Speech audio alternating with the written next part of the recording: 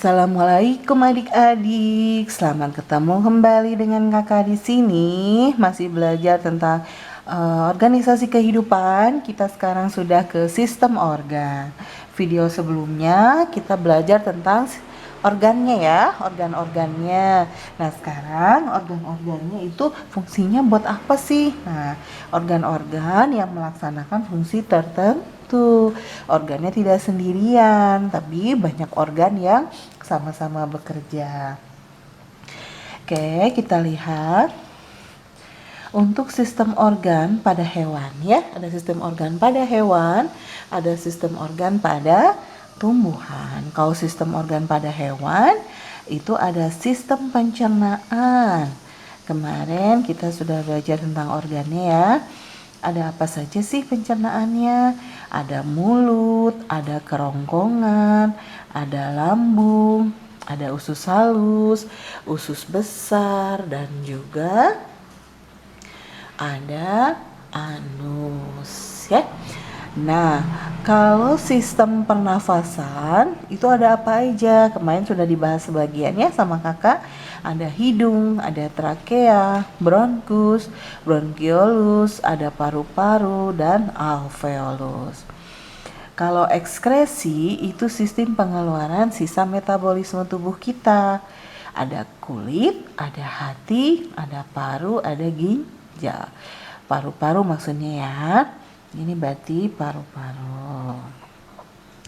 Kemudian kalau syaraf itu ada otak dan sumsum tulang belakang ya. Kemudian ada sistem gerak. Kalau gerak ada sendi, ada tulang. Reproduksi, testis, ovarium dan rahim. Transportasi jantung, arteri, vena dan kapiler. Memang banyak ya organ-organ yang pada manusia. Oke, kalau pada pencernaan kita lihat untuk mulut. Oke. Kalau untuk mulut di sini, ini ada yang namanya gigi dalam mulut. Gigi itu fungsinya untuk memecah makanan kita ya. Dan di dalam mulut juga ada enzim. Nah, dari mulut masuk ke kerongkongan. Di kerongkongan ini ada yang disebut dengan gerak peristaltik, mendorong dan meremas makanan sehingga makanan nanti ke sini, masuknya ke lambung adik-adik. Nah, di lambung nanti di sini ada enzim, nanti masuk lagi hasilnya ke usus halus. Di usus halus dengan proses pencernaan, kemudian ke usus besar. Usus besar ini fungsinya untuk membusukkan makanan, untuk ngasih air juga biar kita tidak sembelit, dan akhirnya ke anus ya. Oke, selanjutnya untuk pernafasan. Pernafasannya itu tadi ya, mulai dari hidung ya. Dari hidung nanti masuk ke trakea. Dari trakea ke sini masuk ke bronkus, dari bronkus nanti ke bronkius, nah alveolus. Di alveolus inilah terjadi pertukaran antara oksigen dan CO2 ya. Oke, lanjut kita ke proses yang berikutnya yaitu proses perekskresi. Ekskresi itu adalah proses pengeluaran sisa metabolisme, yaitu ada paru-paru yang tadi ya. Nah, paru-paru ini kenapa disebut organ ekskresi? Karena di dalam paru-paru ini dia nanti mengeluarkan alveolus di sini ya, oksigen masuk, nanti yang dikeluarkannya adalah CO2. CO2 inilah yang disebut dengan hasil pengeluaran ekskresinya. Oke, berikutnya kalau di kulit apa? Di kulit ini dia mengeluarkan keringat, betul ya? Kalau di hati dia mengeluarkan zat warna empedu yang menyebabkan urin kita berwarna kuning, feses kita juga berwarna kuning ya. Nah, kalau ginjal dia yang menghasilkan urin. Nah, itu ekskresi. Kalau syaraf yang menerima rangsangan mulai dari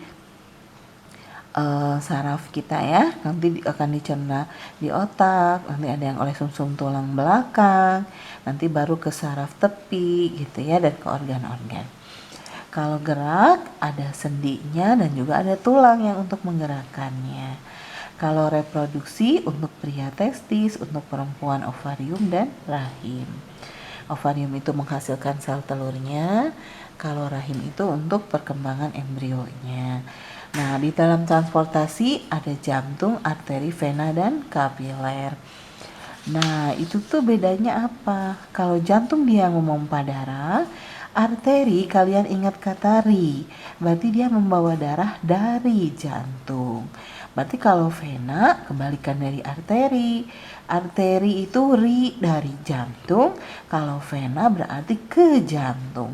Berarti dia membawa darah ke jantung. Kalau kapiler itu pembuluh darah halus, ya.